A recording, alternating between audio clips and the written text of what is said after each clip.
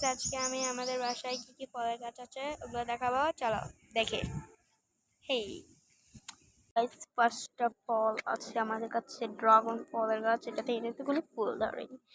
হ্যাঁ আছে, কিন্তু কোনো ফুল ধরেনি। তো তারপরে কি আছে, তারপরে আর একটা ড্রাগনের গাছ, এটাতে কোনো ফুল ধরেনি। তারপরে আর একটা ড্রাগন গাছ যেটা ফুল ধরেছিল, যেটা নষ্ট হয়ে পড়ে গিয়েছে। এখানে একটা, এখানে একটা, এইখানে একটা, তারপর আরও আছে। মূলত হচ্ছে একটা ডালিম গাছ, যেখানে ডালিমের ফুল ধরেছে, কদিন পরে ফল হবে সেটা ভিডিও। তো আমি এখন যেটা দেখাচ্ছি সেটা হচ্ছে লেবু গাছ, যেটাতে কোনো ফল ধরেনি।